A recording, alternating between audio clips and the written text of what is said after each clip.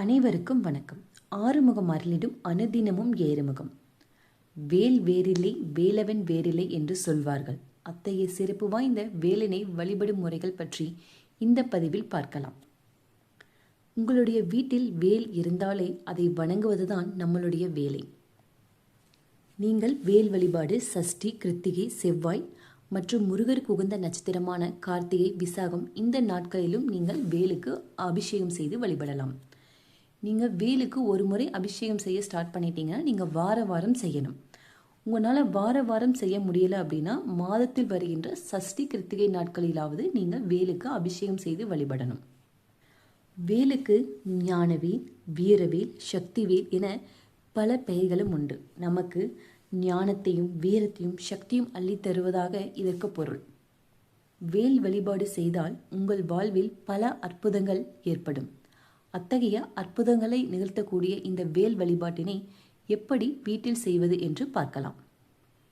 நீங்கள் வேல் வழிபாடு செய்கிறதுக்கு உங்கள் வீடு ஃபுல்லாக க்ளீன் பண்ணி உங்கள் பூஜை அறையும் க்ளீன் பண்ணிவிட்டு சாமி ஃபோட்டோக்கெல்லாம் மஞ்சள், குங்குமம் எல்லாம் இட்டுட்டு பூக்கள் எல்லாம் வச்சு அலங்கரிச்சுக்கோங்க. அடுத்ததாக நீங்கள் உங்களுடைய நிலைவாசலில் விளக்கு ஏற்றிட்டு அடுத்ததாக தான் உங்கள் பூஜை அறையில் நீங்கள் விளக்கு ஏற்றணும். அதற்கான அர்த்தம் மகாலட்சுமி தாயாரை நீங்கள் வீட்டுக்கு வெளியிருந்து உள்ளே கூட்டிகிட்டு வரதா அர்த்தம். அதனால் உங்களுடைய நிலைவாசலை விளக்கு ஏற்றிட்டு அடுத்து உங்களுடைய பூஜை அறையில் விளக்கு ஏற்றணும். எப்பொழுதுமே நீங்கள் உங்களுடைய வேலுக்கு அதனுடைய நுனிப்பகுதியில் மஞ்சள், குங்குமமோ அல்லது எலுமிச்சை மலமோ வைக்கணும். இதற்கான அர்த்தம் நீங்கள் அப்படி வச்சிங்கன்னா தான் அந்த வேல் காக்கும் பொருளாக கருதப்படும். இல்லைன்னா அந்த வேல் ஆயுதமாக கருதப்படும். அதனால் உங்ககிட்ட முருகர் ஃபோட்டோ இருந்தாலுமே அந்த ஃபோட்டோவில் இருக்கிற வேலுக்குமே அதனுடைய நுனிப்பகுதியில் நீங்கள் மஞ்சள், குங்குமம் இடணும். நான் இன்னைக்கு 5 பொருட்களை வைத்து அபிஷேகம் பண்ணுறேன். நீங்கள் 3, 5, 9 இந்த மாதிரி ஒற்றைப்படையில் அபிஷேகம் செய்யலாம். இதிலேயும் 5 எண்ணிக்கையில் அபிஷேகம் செய்கிறது ரொம்ப விசேஷமானது. வேல் அபிஷேகம் செய்கிறதுக்கு நீங்கள் ஒரு சுத்தமான தண்ணி எடுத்துக்கோங்க. இந்த தண்ணியில் நான் வாசனைக்காக பச்சை கற்பூரமும் ஜவ்வாது ஆட் பண்ணியிருக்கேன். முதல்ல இந்த வேலை சுத்தப்படுத்துறதுக்காக நான் பச்சை கற்பூரமும் ஜவ்வாதும் கலந்த இந்த தண்ணியை வச்சு என்னுடைய வேலை நான் சுத்தமாக கழுவிக்கிறேன். அடுத்து முதல்ல நான் பால் வச்சு அபிஷேகம் பண்ணுறேன். நீங்கள் காய்ச்சாத பால் வச்சு தான் அபிஷேகம் பண்ணணும். பால் வச்சு அபிஷேகம் பண்ணிவிட்டு அடுத்தது உங்களுடைய வேலுக்கு மஞ்சள், குங்குமம் இட்டுட்டு மலர்கள் வச்சு அர்ச்சனை பண்ணிவிட்டு அடுத்ததாக தீப ஆராதனை காட்டணும். அடுத்ததாக மறுபடியும் அந்த வாசனை பொருட்கள் போட்டேன் இல்லையா, இந்த தண்ணியால் நான் வேலை சுத்தமாக கழுவிக்கிறேன். அடுத்து நான் தயிர் வச்சு அபிஷேகம் பண்ணி வச்சேன். அபிஷேகம் பண்ணினதுக்கு அப்புறமா மஞ்சள், குங்குமம் இட்டுட்டு மலர்களால் அர்ச்சனை பண்ணிட்டு மறுபடியும் அதற்கு தீப ஆராதனை காட்டணும்.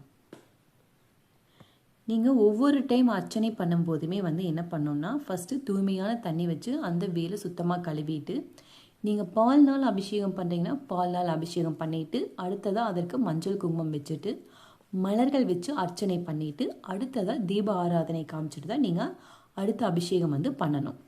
நான் 3ஆவதாக தேன் வச்சு அபிஷேகம் பண்ணியிருக்கேன். அடுத்ததாக திருநூறு வச்சு அபிஷேகம் பண்ணியிருக்கேன்.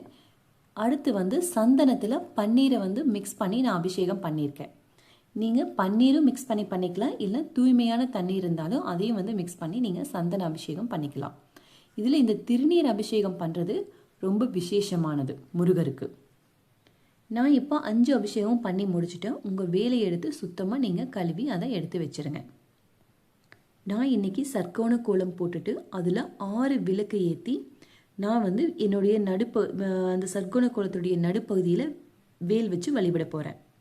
நீங்கள் இப்படியும் பண்ணலாம், இல்லைனா நாம் வெற்றிலை தீபத்துக்கு பண்ணுவோம் இல்லையா, அந்த மாதிரி 6 வெற்றிலை வச்சு நீங்கள் ஒரு விளக்கு வச்சுமே நீங்கள் வழிபடலாம்.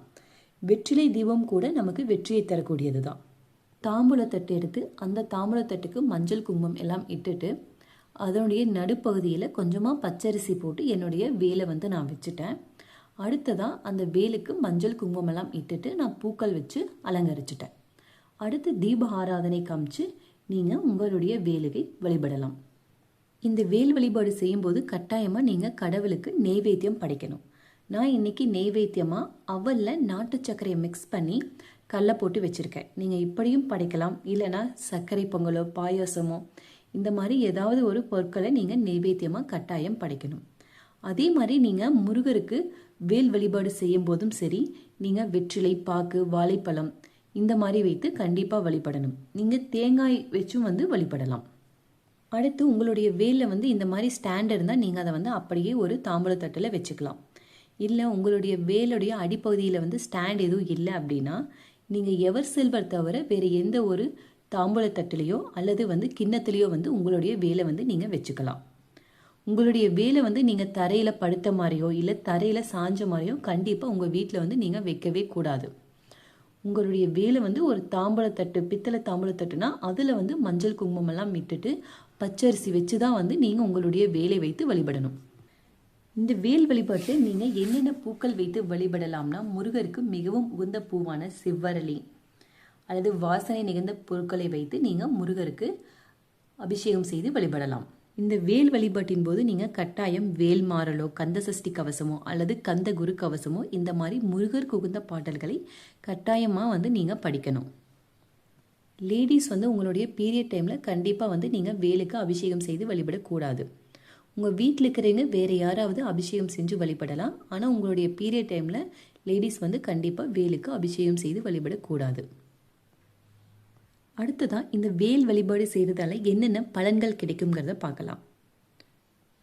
உங்களுக்கு எடுத்த காரியத்தில் வெற்றி கிடைக்கும். இப்போ நீங்கள் ஏதாவது தொழில் தொடங்கணும்னு நினைக்கிறீங்க, இல்லை ஒரு தொழிலில் நல்ல முன்னேற்றம் வேணும்னு நினச்சிங்கன்னா நீங்கள் ரெகுலராக இந்த வேல் வழிபாடு செய்து வழிபடலாம். உங்கள் குழந்தைகளோட படிப்பில் நல்ல முன்னேற்றம் வேணும்னு நினச்சிங்கனாலுமே இந்த வேல் வழிபாட்டை நீங்கள் செய்து வழிபட்டீங்க அப்படின்னா கண்டிப்பாக உங்கள் குழந்தைகளுடைய படிப்பு அதிகமானதாக இருக்கும். அடுத்து குழந்தைகள்லேருந்து பெரியவர்கள் வரைக்கும் அனைவருக்குமே ஞானத்தை தரக்கூடியதாக இந்த வேல் வழிபாடு. ஞானம் இருந்தாவே நமக்கு என்ன பண்ணுவோம், நம்மளுடைய அறிவினால் நமக்கு அனைத்து முயற்சிகளுமே நாம் வெற்றி பெறுவோம். அடுத்து நம் மனதில் உள்ள பயம் அனைத்தையும் நீக்கி நமக்கு தைரியத்தை உண்டாக்கக்கூடியதான் இந்த வேல் வழிபாடு. இத்தகைய சிறப்பு வாய்ந்த வேல் வழிபாட்டினை செய்து முருகனிடம் மனமுருகி வேண்டினால் முருகன் நிச்சயம் உங்கள் வேண்டுதலை நிறைவேற்றுவார். இந்த வீடியோ பிடிச்சிருந்தா லைக் அண்ட் சப்ஸ்கிரைப் பண்ணிக்கோங்க. தேங்க்ஸ் ஃபார் வாட்சிங்.